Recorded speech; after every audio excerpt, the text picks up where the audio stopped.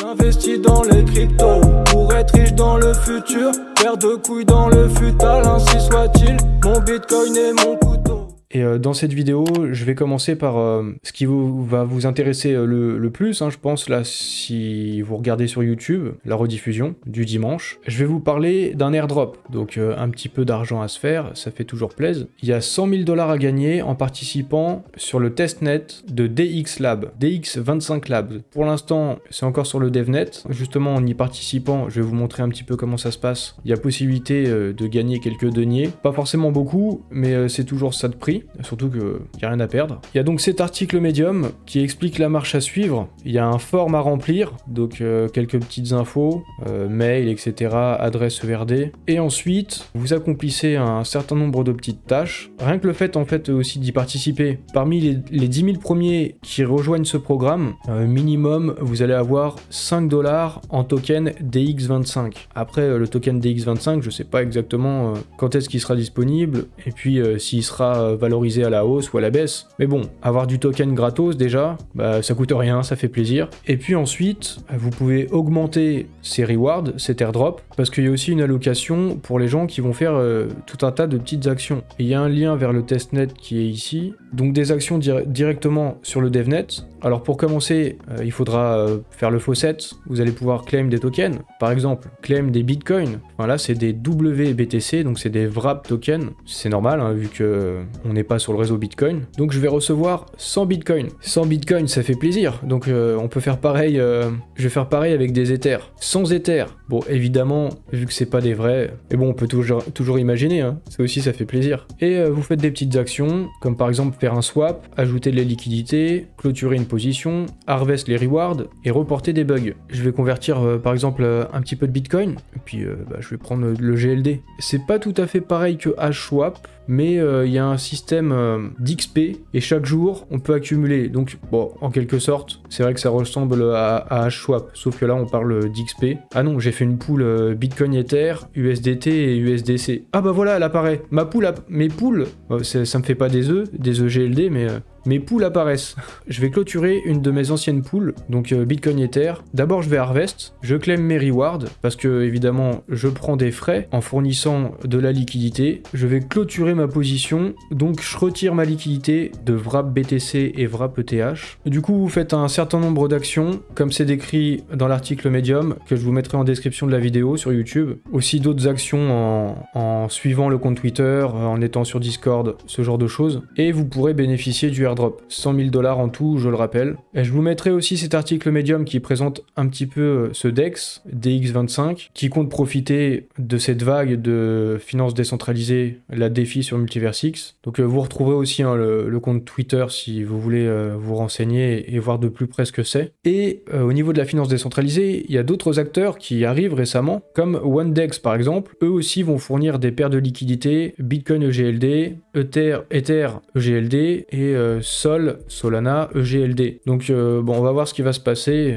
sur cet été et puis à la suite aussi du launchpad de Atom Protocol. Mais c'est plutôt des bonnes choses qui se profilent et donc pas forcément, hein, il y aura plus de liquidité, donc également sur l'ensemble de l'écosystème. On dit souvent le Bitcoin c'est pour les terroristes, c'est pour les criminels, pour le financement du crime organisé. Enfin, on dit souvent des politiciens, des politiciennes, des institutions qui veulent nous éloigner du Bitcoin. Mais il y a une nouvelle qui va plutôt dans le sens contraire de ce qu'ils disent, puisqu'il y a le Hamas qui abandonne Bitcoin, parce qu'ils le jugent inadapté à leurs opérations illégales. C'est-à-dire qu'il est trop facile de retracer les transactions et de voir qui finance le Hamas, et donc pour pas inquiéter leurs donateurs, ils arrêtent d'accepter les financements en Bitcoin, parce que c'est trop facile de retracer. Il y a des entreprises spécialisées là-dedans, comme Chain Analysis, qui collaborent avec des gouvernements, avec la police, pour retracer. Et donc dans la plupart des cas, on va pouvoir identifier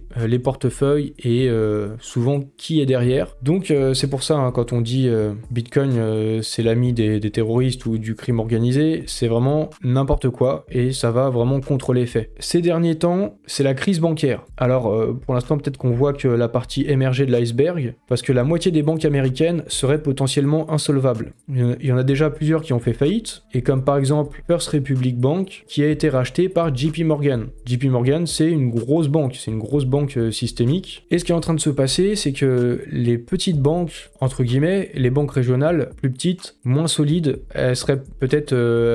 il y aurait la moitié en fait qui serait devenue insolvable, et les grosses banques risquent de racheter ces petites banques régionales. Et il y a aussi une crise de liquidité, donc qu'est-ce qui va se passer par la suite? Est-ce que le gouvernement US va laisser s'effondrer les banques? Mais ça va concerner aussi l'Europe, hein, ça va être la même difficulté, ou alors il va y avoir de la liquidité injectée et de la planche à billets, et puis peut-être derrière aussi la prolongation de l'inflation, peut-être même de l'hyperinflation, qui sait. J'ai fait un sondage et les résultats m'ont surpris, ça m'a étonné. Je vous ai demandé, Bitcoin plus Ethereum réunis, ça représente quelle proportion de votre wallet? Et vous êtes quand même 42% à avoir répondu que ça représentait 20% ou moins de votre portefeuille. Et généralement, on conseille plutôt d'avoir du Bitcoin et des Ethers, quoi. Pour avoir un portefeuille solide, déjà que c'est des actifs risqués, les cryptos, donc essayez de ne pas prendre trop de risques. Mais malgré ça, il semblerait, alors là je pense qu'on parle de petits investisseurs dans leur globalité, hein, les gens qui ont répondu à mon sondage, 1851 personnes,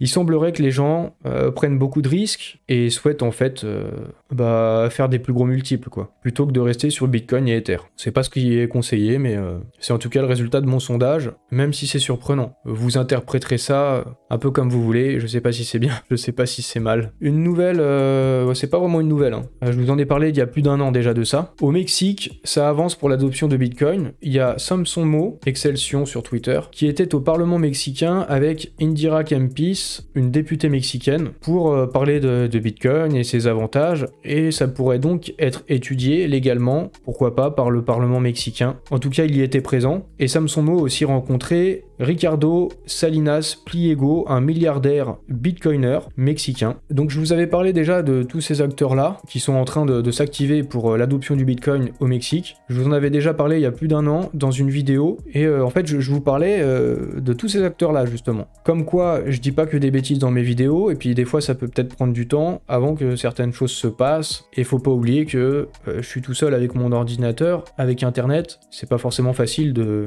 récolter des informations et les mettre en relation les unes avec les autres pour essayer d'en faire des déductions. Mais bon, là pour le coup, je crois que j'étais sur une bonne piste, donc si vous voulez revoir la vidéo pour YouTube, je la mettrai au-dessus. Je pense que ça peut être intéressant, en tout cas ça reste d'actualité même si la vidéo elle a plus d'un an. En Chine, ces derniers temps on en parle pas mal, je vous en ai aussi pas mal parlé, mais on en parle pas mal dans l'écosystème crypto, comme quoi le bull run, le prochain pourrait venir d'Asie. En tout cas, il y a une tendance qui semble se confirmer, c'est l'intérêt de la Chine pour les cryptos. Alors là, plus précisément, c'est les banques qui financent des entreprises crypto hongkongaises, mais dans le lot, il y a des banques d'État chinoises. Donc, la Chine quoi, pas Hong Kong. Et donc, qui dit la Chine, dit le Parti communiste et tout ça, il y a peut-être un intérêt croissant vis-à-vis des crypto-monnaies. Et concernant la Chine toujours, et la blockchain, le Web3, notamment le métaverse, la Chine, elle continue en fait, et d'une manière différente de l'Occident. Chez nous, ça va peut-être être plus lié à du divertissement. On imagine ça un petit peu comme un jeu vidéo, le métaverse, et puis il y a un gros aspect virtuel. Aussi, on se dit que c'est une hype qui est retombée, que c'était juste une mode en fait, mais du côté de la Chine, pas du tout. Pour eux, c'est un développement nécessaire pour soutenir leur économie, et leur économie réelle. Donc, c'est ce que dit cet article. J'ai aussi fait une vidéo, je peux vous la mettre au-dessus également, pour YouTube. J'ai déjà fait une vidéo dans laquelle je parlais de la Chine et du métaverse, et en fait, c'est ces choses-là dont je parlais, grosso modo. C'est aussi un instrument de contrôle de la population, le métaverse en Chine. Aussi, tout ça pour dire que si la Chine s'y met, un pays de 1,4 milliard d'habitants, je sais aussi la Corée du Sud, elle axe beaucoup son développement du Web3 sur le métaverse. Il y a beaucoup d'argent qui est investi de ce côté-là. J'ai aussi fait une vidéo dessus sur ma chaîne, vous pourrez retrouver ça. Ça veut dire que le métaverse, c'est clairement pas une mode. C'est vraiment quelque chose qui a des chances de s'inscrire dans le temps. Et Multiversix se positionne dessus, donc je pense que c'est une bonne chose. Et qu'ils ont une bonne vision aussi par rapport à ça. Alors, Mastercard, prêt à attraper toutes les blockchains. Avalanche, Solana, Polygon. En fait, Visa ou Mastercard, c'est un intermédiaire pour le paiement, notamment avec les cartes de crédit, les cartes de débit. Et maintenant, il y a la crypto, il y a la blockchain, on peut faire des transferts sans avoir besoin d'intermédiaires. Donc ce qui est en train de se passer, du côté de Mastercard, ils se disent, soit nous on va disparaître bientôt, soit on a encore un rôle à jouer et on va pouvoir connecter le Web 2 au Web 3 en ayant des partenariats avec les acteurs crypto. Et c'est notamment ce qu'ils avaient dit lors du X-Day pour l'officialisation de leur partenariat avec Multiversix. Du côté de Mastercard, ils avaient dit, plutôt que de mourir, clairement, hein, le représentant de Mastercard, c'est ce qu'il nous a dit, plutôt que de disparaître, bah autant en faire partie. Donc voilà la stratégie de Mastercard. Quand de leur côté, du côté de Mastercard, ils disent « Nous collaborons afin d'améliorer les vérifications au sein des NFT, de la billetterie, des entreprises et autres solutions de paiement », pour eux, ça veut dire que le Web3, la blockchain, ça va trouver beaucoup d'usages. Et bah, ils y croient, quoi. Plus qu'ils y croient, ils investissent dessus. Ça fait partie de leur développement, de leur stratégie pour le futur. Autre nouvelle, on va parler du Bhoutan qui veut lever 500 millions de dollars pour développer son activité de minage de Bitcoin. Et en fait, ils ont l'intention d'utiliser des sources d'énergie renouvelables avec l'hydroélectricité, donc des centrales hydrauliques, notamment parce qu'il y a de l'électricité qui n'est pas utilisée toute l'année et donc qui ne peut pas être stockée. Et plutôt que de perdre cette électricité, ça peut être utilisé pour faire du minage et donc d'autant plus rentabiliser l'installation de la centrale hydraulique. Et en plus, ça crée de l'emploi. Donc voilà, énergie renouvelable, ça crée de l'emploi. Le Bhoutan, on apprend aussi qu'ils font du minage de Bitcoin depuis 2019. C'est un petit pays de 800 000 habitants. Donc est-ce que les Bhoutanais vivront dans une nation super riche dans 30 ans, 50 ans? Peut-être. En tout cas, c'est un gouvernement qui a du nez. Et si le Bhoutan, ce petit état important de l'Himalaya, perdu dans les montagnes, si ce pays s'intéresse au minage de Bitcoin, donc aux crypto-monnaies d'une manière générale, croyez-moi, il y a sûrement beaucoup d'États et de nations dans le monde qui doivent faire de même, mais sans forcément se déclarer. Parce que d'ailleurs, le Bhoutan, ils font ça depuis 2019, donc depuis plusieurs années, mais c'est que récemment qu'ils l'ont révélé. De quoi être optimiste pour l'avenir des crypto-monnaies. Je vous ai pas mal parlé d'intelligence artificielle récemment, mais je vous en ai parlé aussi il y a même plus d'un an, quand je vous parlais des objets connectés et du projet eSum. Eh bien, c'est l'explosion complète des intelligences artificielles. Après Binance, maintenant c'est Crypto.com qui lance aussi, en quelque sorte, son chat GPT. Sauf que là, c'est une intelligence artificielle qui s'appelle Amy. Elle va servir à conseiller les investisseurs qui veulent se renseigner sur telle ou telle crypto et leur donner des informations, des indications. Récemment, il y a aussi Snapchat qui a lancé son intelligence artificielle. En fait, on voit que ça explose de partout. Il y a des intelligences artificielles de partout. Il y a aussi Elon Musk qui va vouloir faire la sienne. On va avoir de l'intelligence artificielle